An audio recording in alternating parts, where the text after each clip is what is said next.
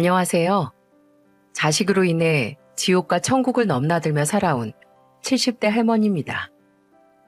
평생을 늙지 않고 푸릇하게 살아있을 것 같던 제가 어느새 칠순을 훌쩍 넘어 시들어가는 낙엽이 되고 있네요. 돌이켜보면 걸어왔던 삶이 순탄하진 않았지만 그래도 이 정도면 나 꽤나 잘 살아왔구나 싶어져 괜스레 흐뭇해지는 요즘입니다. 얘 순자야, 부처님 공약 말고 배고픈 사람 밥을 먹이는 법이다. 제가 어릴 적 저희 어머니가 입에 닳도록 제게 하셨던 말씀입니다. 어머니는 항상 어려운 동네 사람들을 위해 밥을 지어 먹이셨어요. 당신 자신과 저 두 모녀는 입에 풀칠조차 하기 어려웠던 그 시절에요. 네가 뱃속에서 망아지만큼 커졌을 무렵에 갈 곳 없는 나를 받아준 곳이 바로 가난한 절의 스님이었단다. 당신은 지금보다도 세상이 어려워서 굶어 죽는 사람들도 태반이었지. 그러니 스님에게 시주를 하는 사람들이 있었겠니? 그런데 스님은 자신은 길가의 들풀을 뜯어 삶아 먹으면서도 내게는 그조차 귀했던 감자며 옥수수 등을 삶아 먹이셨어. 심지어는 부처님께 올릴 공양미마저 밥을 지어서 내게 주셨지. 산 사람을 먼저 도와야 한다면서 말이야. 그렇게 조산사도 없이 스님 손에 어렵게 세상에 나온 게 바로 너란다. 어린 시절 만난 동네 오빠가 엄마의 임신 사실을 알자마자 도망을 갔고 외할아버지는 집안에 먹칠을 했다며 그날로 엄마를 쫓아내셨다는 이야기. 그렇게 정처 없이 이곳저곳을 헤매다 정착한 절에서 저를 낳았고 그 스님이 아니었으면 엄마도 저도 세상에 없었을 것이다. 그러니 어려운 사람들에게 잘해야 한다. 바로 이게 엄마 말씀의 주된 패턴이었습니다. 스님께서 하시는 말씀이 자신 또한 수많은 사람들의 도움을 받고 자랐다고 하셨다. 그들이 있었기에 자신이 여태 살아있어 날 도울 수 있었다고 말이야. 당장 내가 베푼 일이 내게 돌아오진 않아도 분명 너의 선행은 세상에 멀리 퍼져나가 다른 누군가에게 닿게 될 거야. 어린 저에게는 아직 알 것 같으면서도 아리송한 말이었지만 50을 넘기지 못하고 돌아가신 어머니의 말씀은 두고두고 제 마음에 새겨졌었어요. 저는 30이 넘도록 결혼을 하지 않았습니다. 가난하게 살진 않겠다는 마음으로 일만 했던 것 같아요. 엄마가 돌아가신 후엔 더더욱 악착같이 일했죠. 그러던 와중 일하던 공장에서 제게 다가와준 남자가 바로 제 남편입니다. 공장 내 사람들의 말에 따르면 천의 고아인 그는 20대 시절 한 번 결혼을 했지만 아내 출산 중 아내와 아이 모두 목숨을 잃었다고 했어요. 그 후로는 재혼을 하지 않고 혼자 살고 있다고요. 물론 처음엔 그의 마음을 거절했죠. 그럼에도 불구하고 계속해서 제가 좋다는 그에게 저는 도대체 제가 왜 좋은지 물었습니다. 나이도 많고 예쁘지도 않은 제가요. 쫓는이 없이 항상 무언가에 쫓기는 듯 아둥바둥 사시는 순자 씨가 자꾸만 눈에 밟혔어요. 정작 자기 자신은 돌보지 않으면서요. 뭐랄까 마음이 뭉클하더군요. 남들 눈엔 내가 저렇게 보이는구나. 그저 가난하게 살지 않으려 악착같이 살았을 뿐인데 정작 나 스스로에 대한 여유가 가난해져 버렸구나 싶어서요. 그런 저를 알아보고 다가와 주었다니 참 고마운 마음이 들었습니다. 그렇게 그와 천천히 가까워졌고 35의 늦은 나이에 저는 결혼을 하게 되었어요. 하지만 남편과 저 둘 다 적지 않은 나이여서인지 아이가 곧잘 들어서지 않았죠. 갖은 노력 끝에 4년 만에 드디어 임신에 성공했습니다. 그렇게 어렵게 품에 안아본 아이가 바로 제 딸 소민이었어요.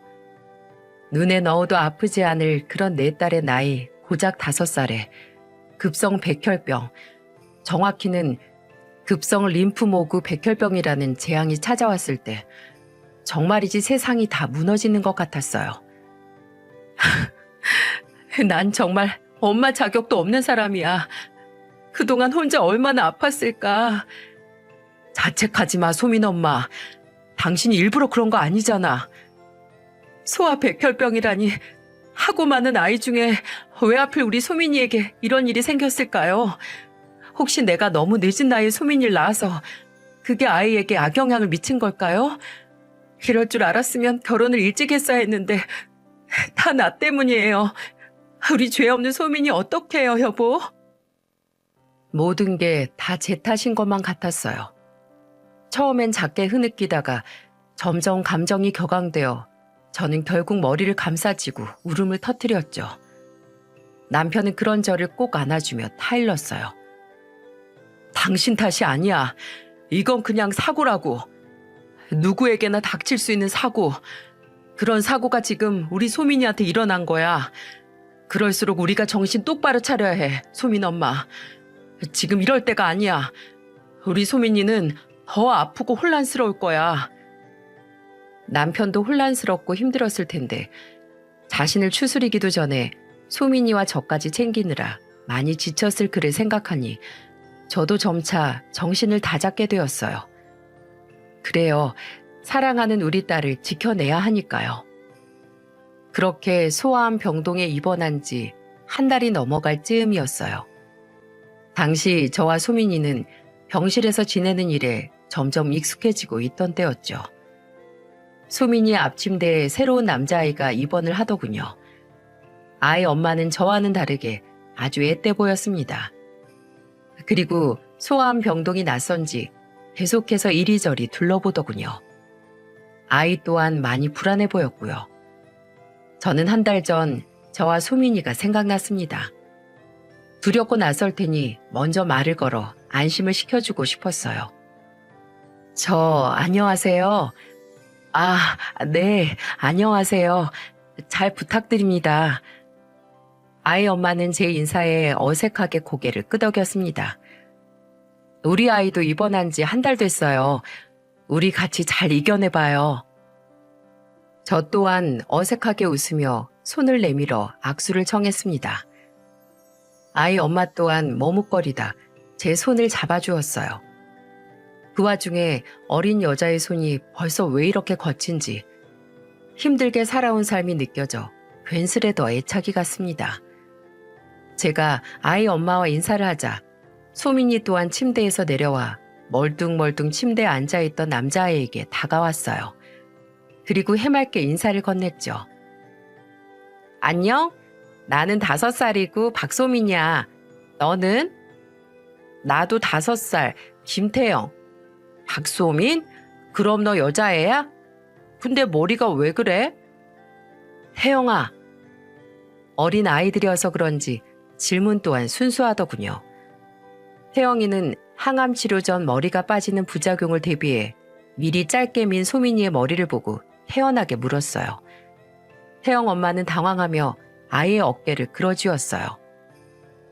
여기선 이렇게 밀어줘야 나중에 머리카락이 더 튼튼하게 자란대. 나 말고 다른 애들도 다 그래. 너도 곧 이렇게 밀걸? 그치 엄마? 뭐?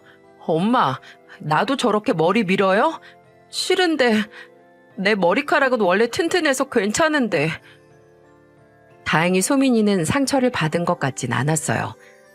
머리를 밀기 싫다며 울먹거리는 소민이에게 아무렇게나 둘러댄 제 말을 고지고대로 믿고 있는 것 같더군요. 다행이라고 안도하면서도 마음 한편으로는 참 씁쓸했어요. 반면 태영 엄마는 혜영이의 말에 당황한 것 같았죠. 저는 태영 엄마를 대신해 혜영이에게 상냥하게 대답해 주었습니다. 태영이는 아직 잘 모르겠구나. 원래 5살 땐 다들 머리를 한 번씩 밀어주는 거야. 그래야 평생 건강한 머리카락을 가질 수 있거든. 아줌마도 어릴 때 똑같이 했었어. 그날 밤이었어요. 소민이가 잠든 것을 본 후 익숙하게 간이 침대에 누워 자려는데 병실 문이 살짝 열리며 불빛이 들어오더군요.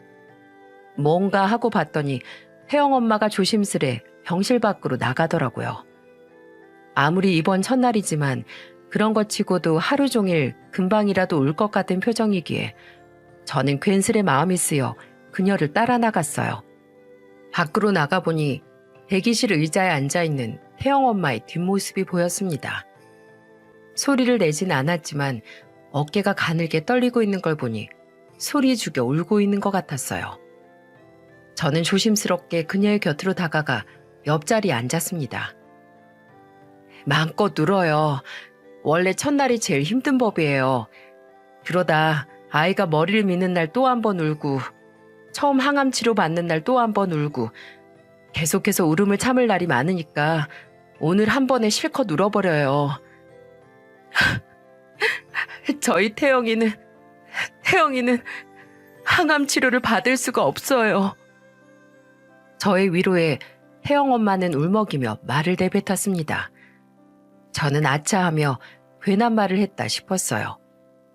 소아암 병동에서 돈이 없어 항암 치료를 받지 못하고 최소한의 치료만 받고 있는 아이들은 드물지 않게 있었거든요. 당시엔 보험이라는 것도 잘 되어 있던 시대가 아닌 때라 입원비와 치료비를 부모들이 온몸으로 감당해야 했던 시기였어요. 거기에다 항암 치료는 치료비가 어마어마해서 저와 남편 또한 모아둔 돈으로 감당이 될지 크게 걱정을 하던 차였습니다. 치료를 받을 수가 없다니, 아기 엄마, 도와줄 가족들이나 친척들도 따로 없는 거예요? 누구에게나 사정은 있는 법이니 무례한 질문이라고 생각했지만 저는 어떻게든 도와주고 싶은 마음에 신뢰를 무릅쓰고 혜영 엄마에게 물었습니다. 하지만 쉽게 눈물이 그치지 않았는지 혜영 엄마는 더 크게 울음을 터뜨렸어요. 저는 그녀가 눈물을 그칠 때까지 그저 어깨를 토닥여 주었습니다. 괜찮아요. 다 괜찮을 거예요. 그렇게 20여 분이 지났을까요? 겨우 진정이 되었는지 혜영 엄마가 옷소매로 눈가를 훔치며 고개를 들더군요. 그리고 저와 눈이 마주치자 그제야 머쓱했던지 괜히 어색한 웃음을 지어 보였어요. 왠지 얼마 되지도 않았는데 죄송해요. 이런 모습을 보여드려서. 별 말씀을요. 제가 먼저 애기 엄마를 뒤따라 나온 건데요. 소민이 엄마가 참 이렇게 말씀드리면 불쾌하실 수 있지만 엄마처럼 느껴져서요. 그래서 제가 갑자기 울음이 더 터져 나왔던 것 같아요. 엄마 같다니 부모님이 계시지 않다는 말인 것 같아 저는 조심스럽게 사과했습니다. 아, 어머니가 계시지 않나 봐요. 제가 아까 괜한 말을 꺼냈죠.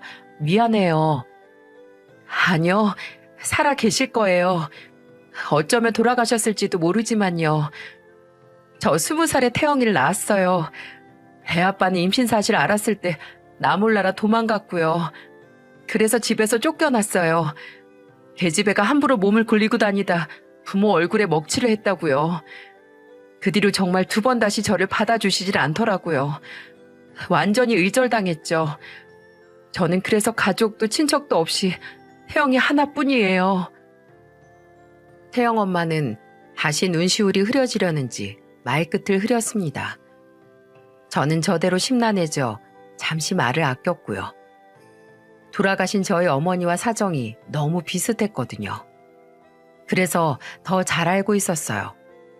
집도 절도 없는 여자가 아이를 낳아서 혼자 키운다는 게 얼마나 험난하고 힘든 일인지를요. 어머니를 떠올리자 더욱 마음이 편치 않아졌습니다. 하지만 그런들 어쩌겠어요. 태영 엄마에게 해줄 수 있는 일은 없었죠. 저는 무거운 마음으로 다시 한번 태영 엄마의 어깨를 토닥여 주었습니다. 우리는 눈이 마주쳤고 둘 다 쓰게 미소를 지었어요.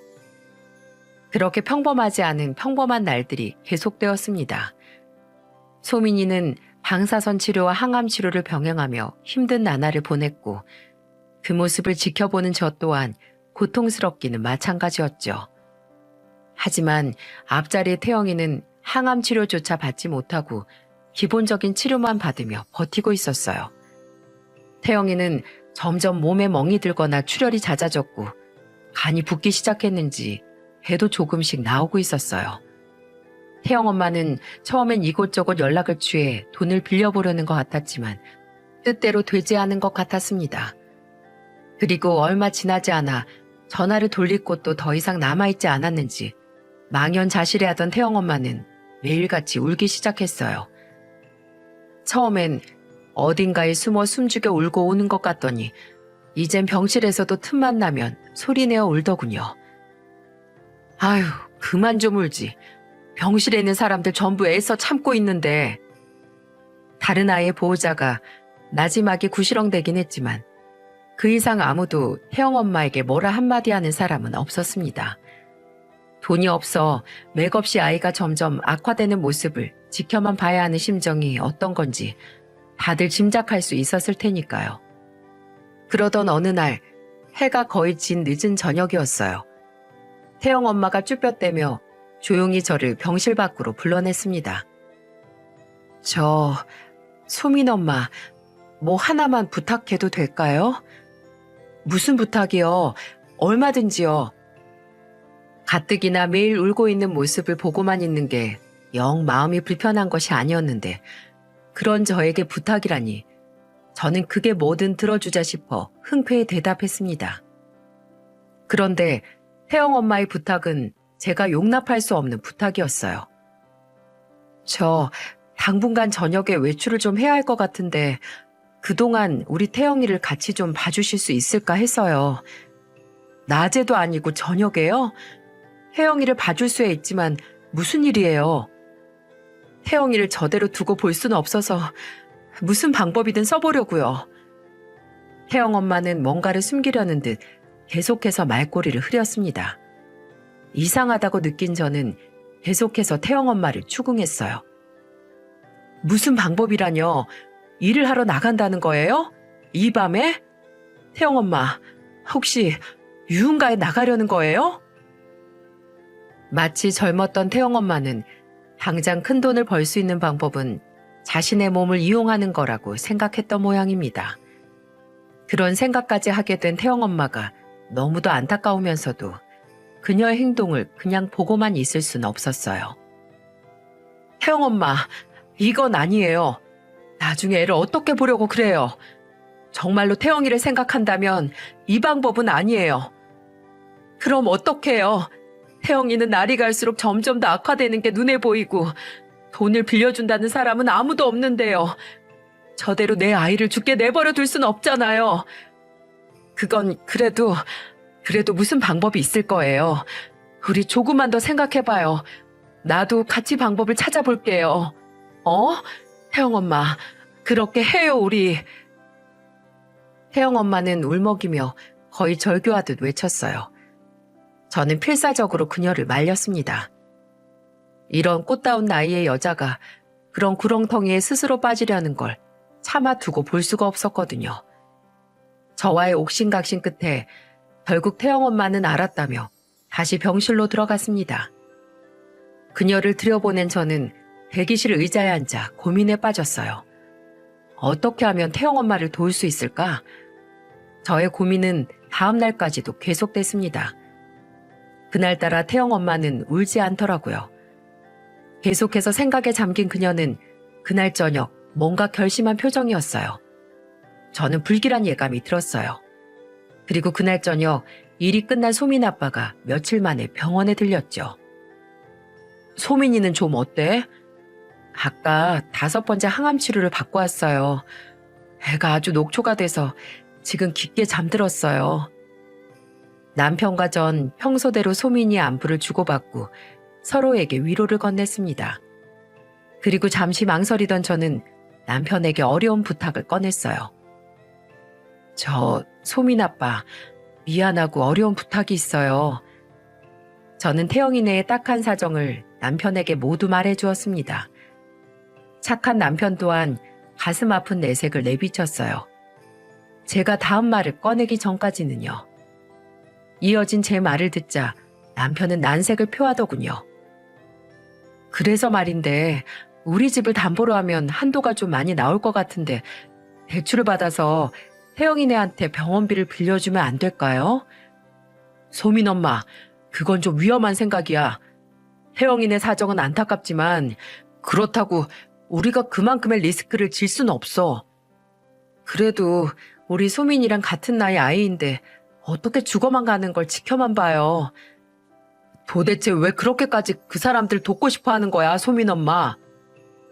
우리 어머니 생각이 나서요.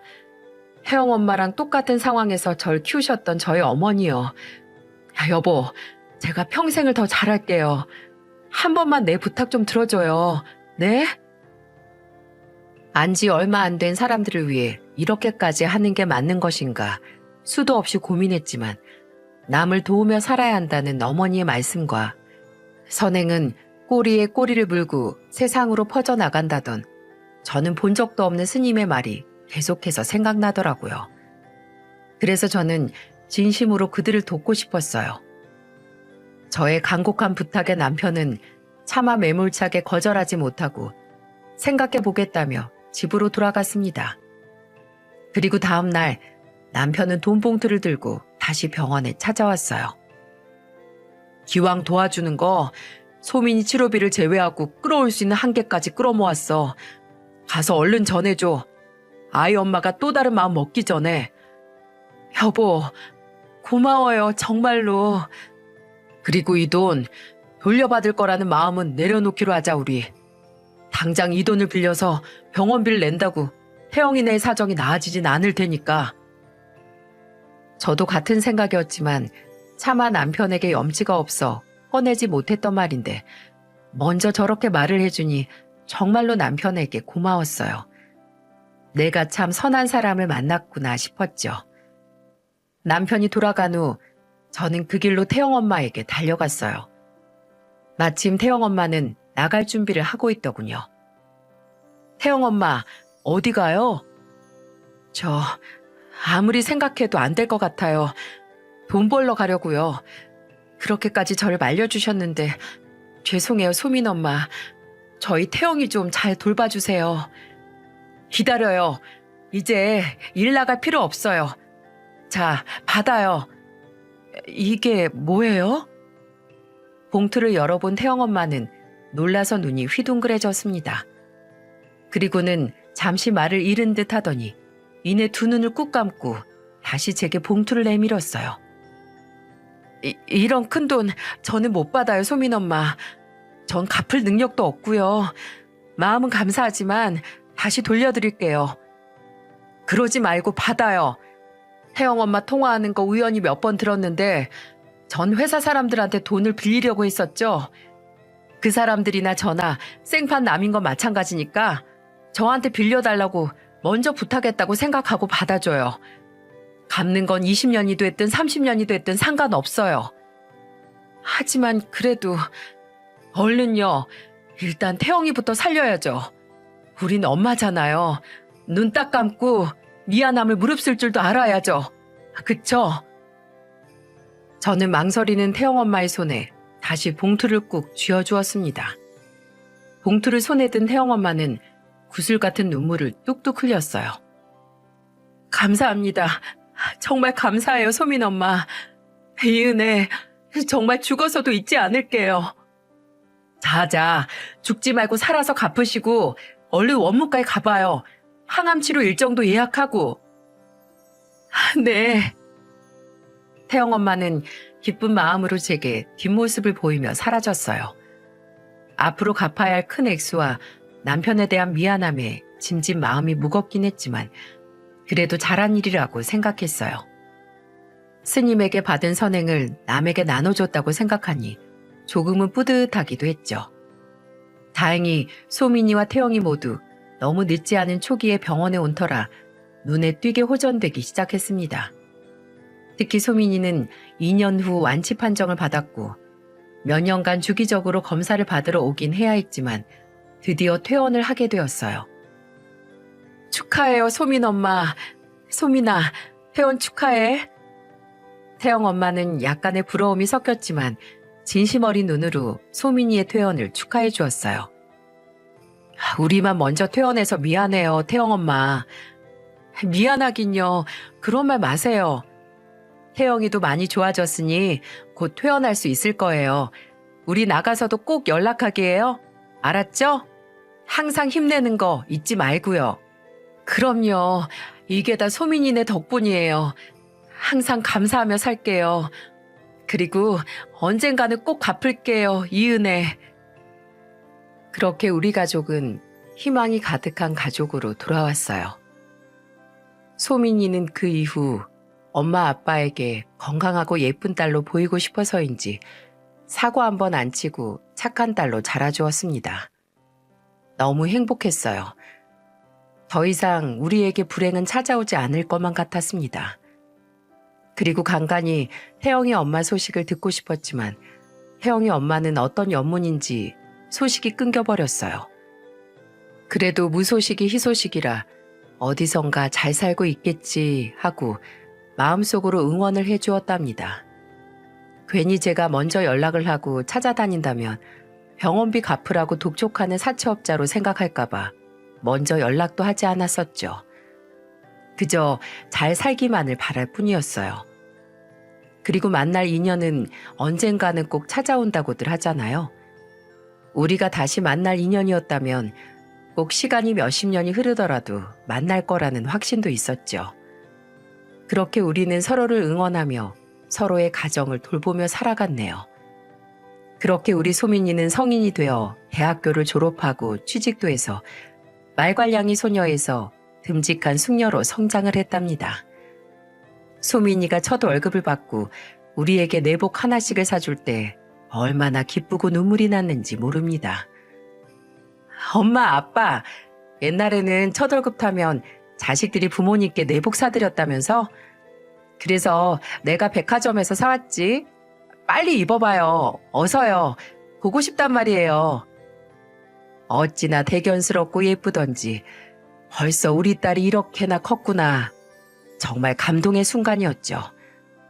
정말 이런 행복이 오래오래 가기를 간절히 바랄 뿐이었습니다. 하지만 제 바람이 너무 컸던 걸까요? 그 생활은 오래가지 못했습니다. 소민이가 32살 성인이 되던 해 우리에게 불행이 찾아오기 시작했어요. 여보, 여보! 쿵 하는 소리가 화장실에서 들려왔습니다. 소민아, 어서 구급차 119 불러, 얼른! 남편은 화장실에서 배를 부여잡고 쓰러져 있었습니다. 남편의 병명은 바로 간경화였어요. 남편분, 지금으로서는 수술이 불가능합니다. 간이식 방법밖에 없어요. 네? 뭐라고요? 내 남편이 죽을 수도 있단 말인가요? 안 돼요. 안 돼. 유감입니다. 먼저 간이식 공여자가 빨리 나타날 수 있도록 기도를 하는 수밖에요. 용기를 잃지 마세요. 의사는 그렇게 말하고 유유히 사라졌습니다. 가슴이 찢어지는 줄 알았습니다. 여보, 지금까지 뭐 했어? 작년에 건강검진 받지 않았어? 그런데 간경화라니. 그러게 내가 술 좀 작작 마시라고 했잖아. 이제 어쩔 건데. 당신 더 이상 손 쓸 방법이 없다고 하는데 이제 어떻게 할 거냐고.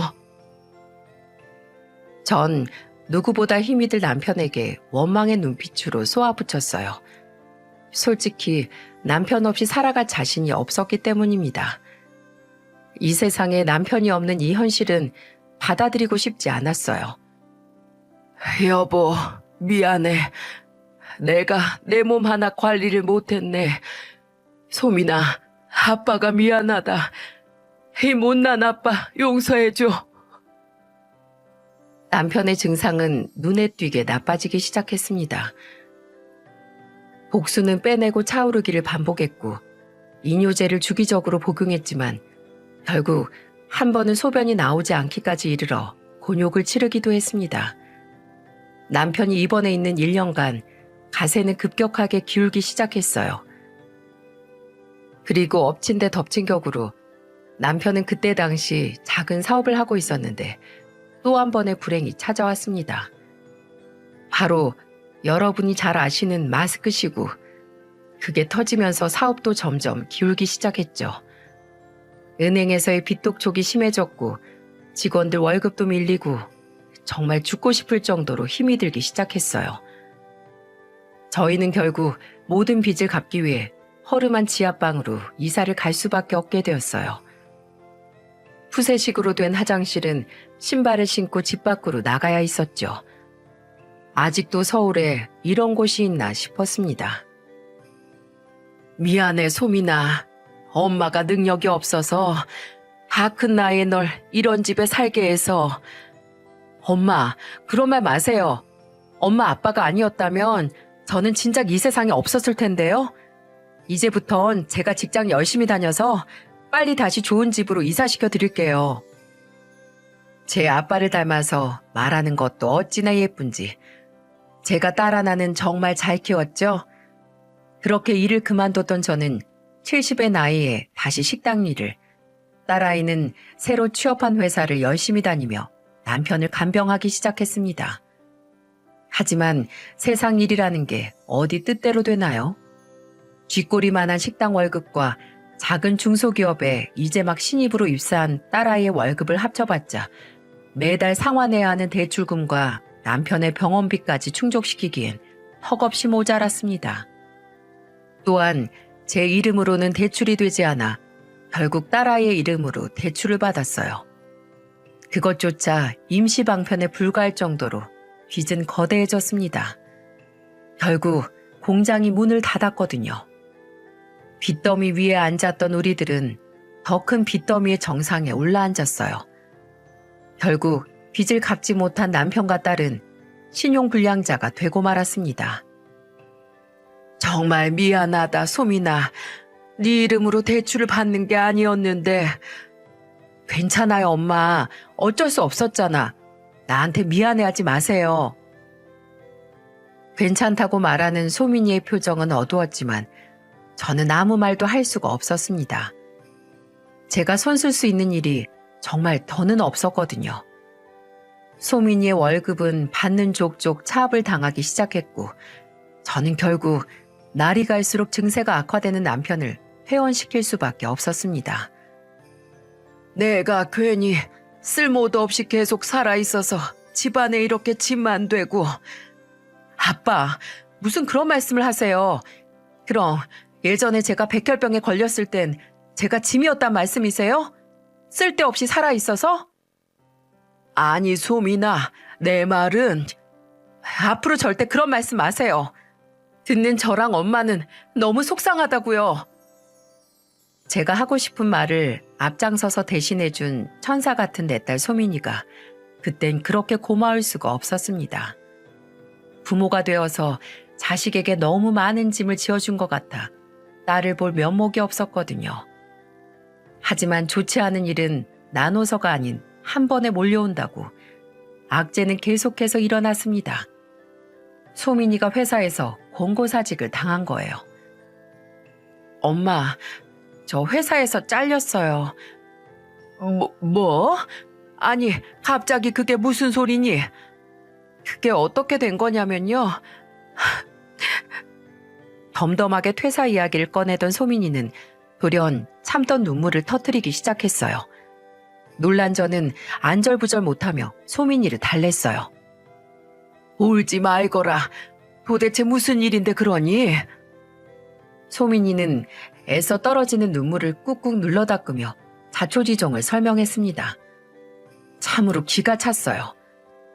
살다 이런 유튜브 사연이나 드라마에서나 보던 직장 상사의 갑질이 내 딸에게 일어나다니요. 안 되겠다. 내가 가서 따져 물어야겠어. 이렇게 불합리한 일이 어디 있니? 안 돼요. 그러지 마세요, 엄마.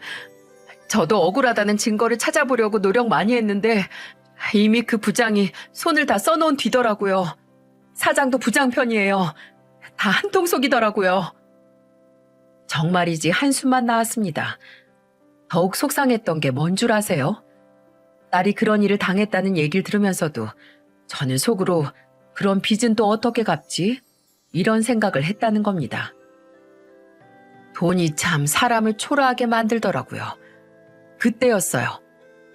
똑똑. 안에 누구 계십니까? 웬 젊은 남자 목소리가 저희 집 문을 두드리며 말했습니다.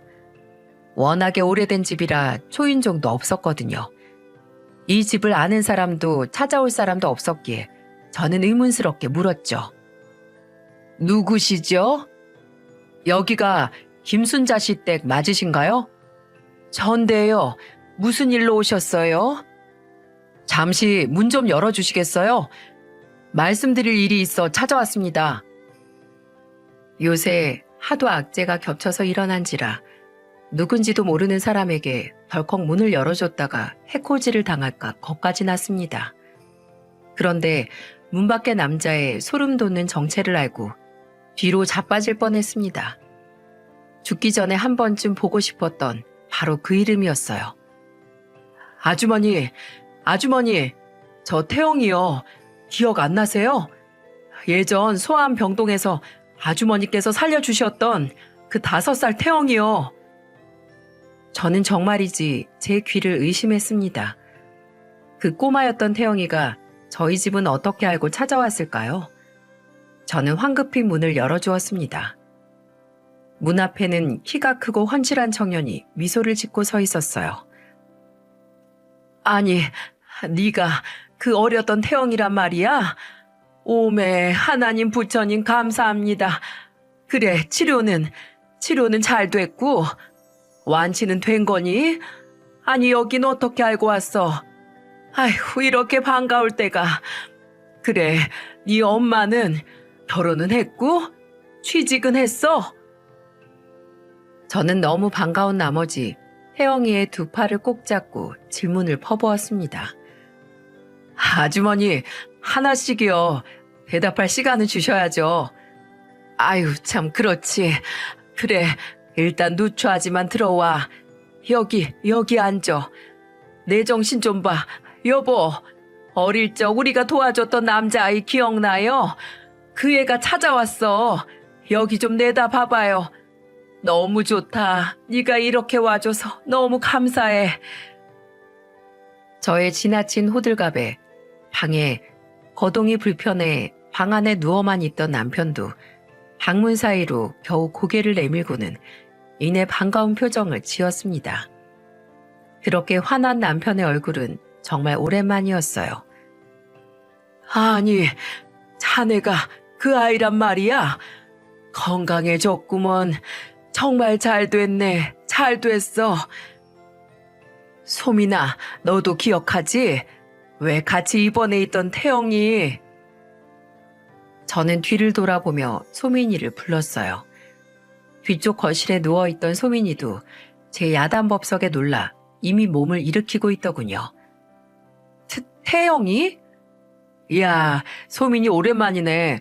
너 진짜 어릴 때 그대로 자랐구나? 머리가 긴 것만 빼고 말이야. 너도 머리 많이 길었네.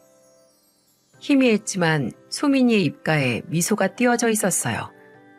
그리곤 천천히 몸을 일으켜 저와 태영이가 앉아있는 자리로 다가와 함께 자리했죠. 태영이 한 명으로 인해 정말 오랜만에 가족 3사람의 얼굴에 웃음꽃이 핀 정말 좋은 날이었습니다. 그래, 어머니는 잘 계시고?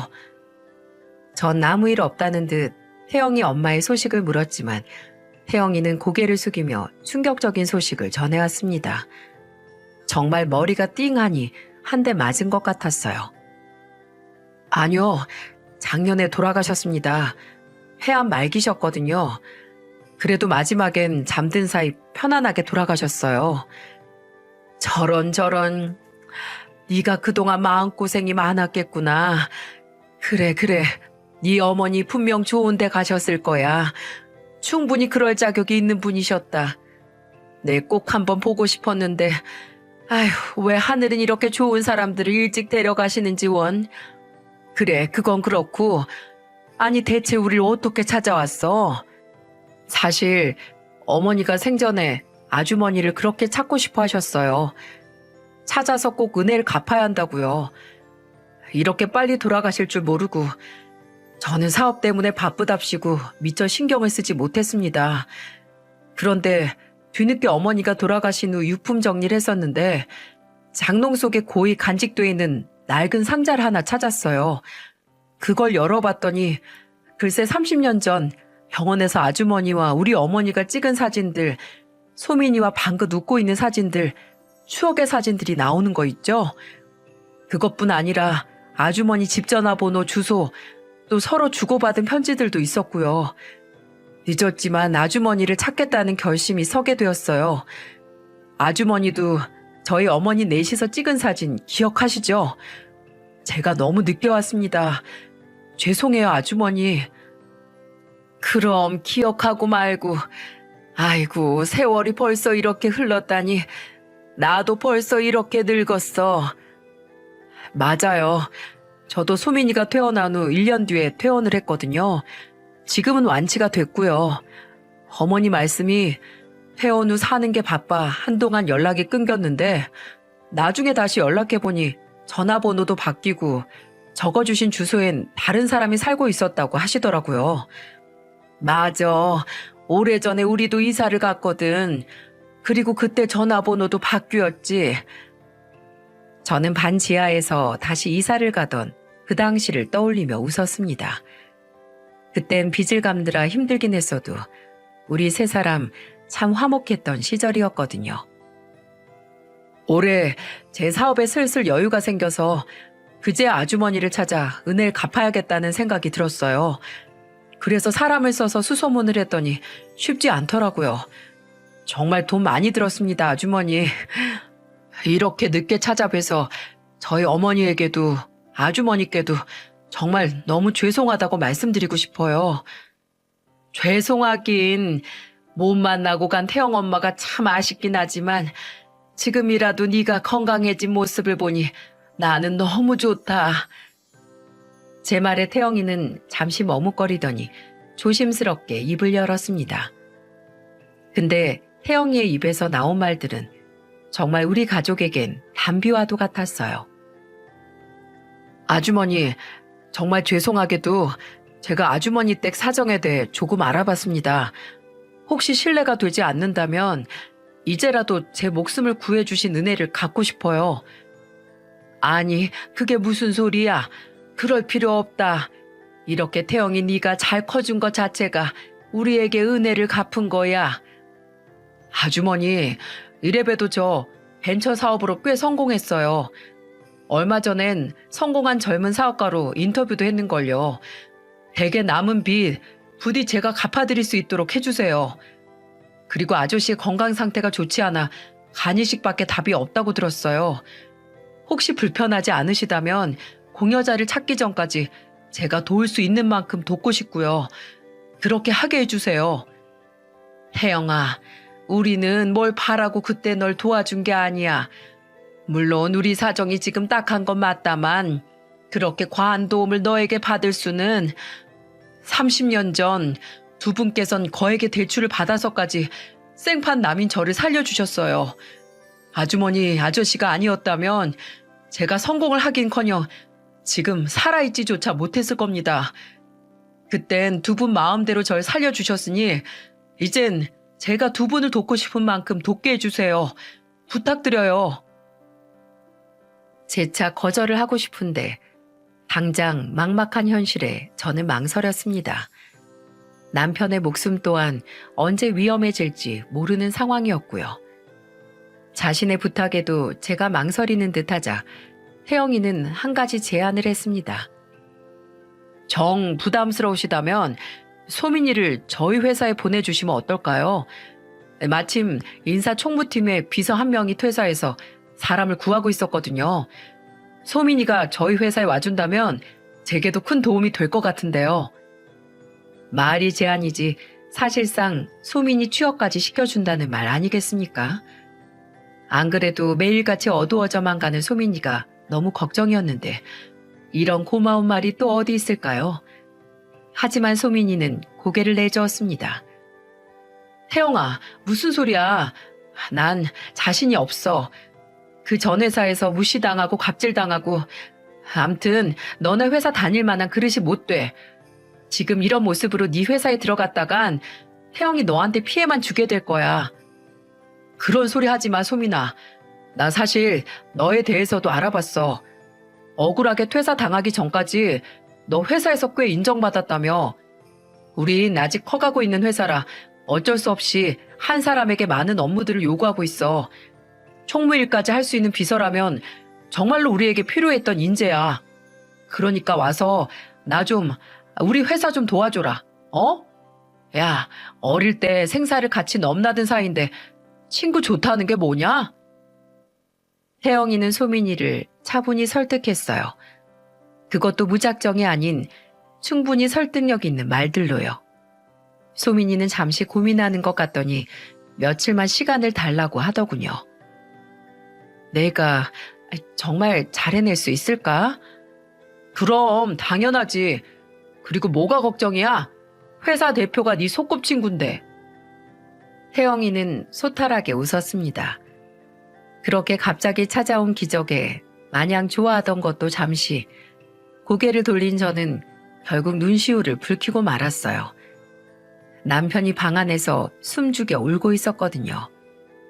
30년 전 그때 남편이 있는 돈 없는 돈 끌어모아 돈 그 아이가 은혜를 갚으러 왔다고 하니 이제 저 사람도 마음의 짐을 죄책감을 좀 덜겠거니 싶어 괜스레 더욱 눈물이 흘러나왔습니다.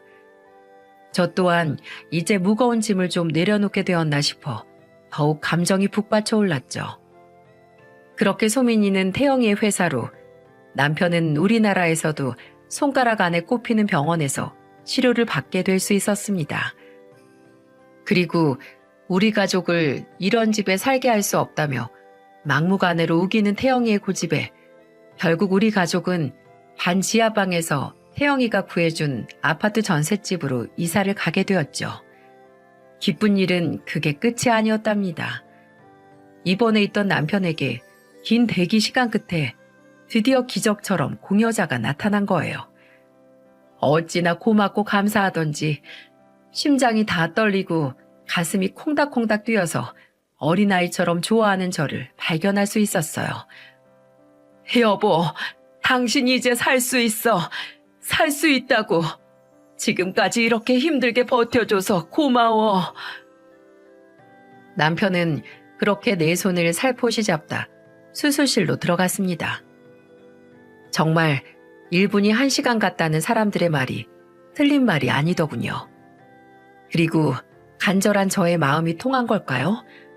남편은 몇 시간의 수술 끝에 무사히 이식 수술을 마칠 수 있었습니다. 그리고 또 하나의 기쁜 소식이 들려왔어요. 바로 남편이 퇴원하던 날 퇴원을 축하하자며 저희 집에 모인 소민이와 태영이가 손을 꼭 붙들고 말하더군요. 엄마, 아빠, 나 태영이랑 결혼하고 싶어. 뭐라고?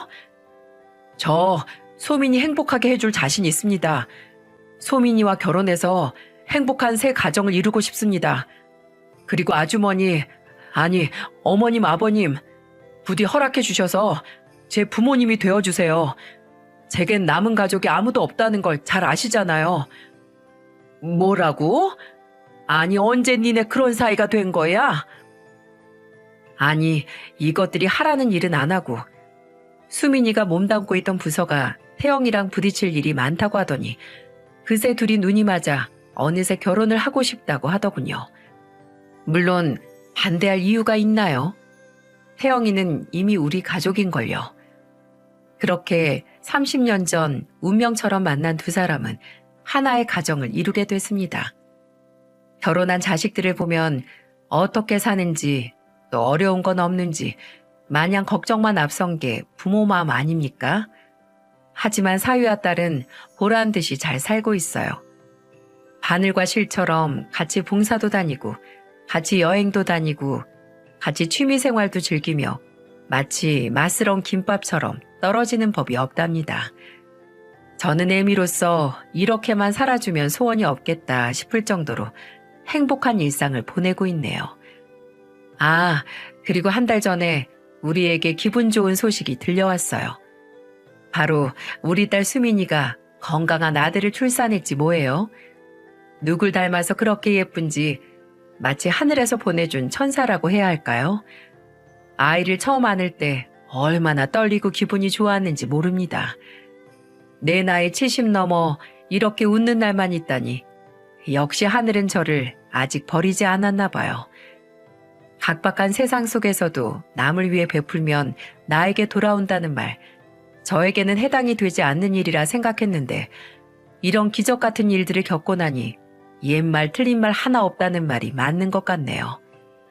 그리고 또 나에게로 돌아오지 않으면 어떤가요? 제가 베푼 복을 저 대신 누군가 어디선가 받게 될 거라고 생각하면 그건 그것대로 참 근사한 일이겠죠.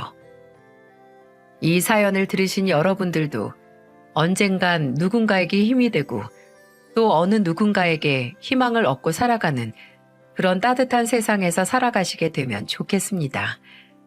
그리고 이 사연튜브를 통해서 마지막으로 한 사람에게 영상으로나마 제 마음을 전하고 싶네요. 바로 30년 전 병원에서 처음 만났던 그분, 태영이 엄마에게요. 태영 엄마, 아니 사돈, 하늘에서 잘 지켜보고 있어요. 보다시피 30년 전 병 모아 싸운 우리 아이들이 훌륭하게 커서 둘에서 하나가 됐어요. 우리 사돈도 기쁘지요? 제가 죽는 날까지 우리 태영이 잘 지켜줄게요. 그러니 아무 걱정 말고 하늘에서 푹 쉬어요. 그동안 고생 많았잖아요. 우리 사돈 보고 싶네요. 남은 인생 자식들과 잘 살겠습니다. 우리에게 멋진 사위 보내줘서 정말로 고맙습니다.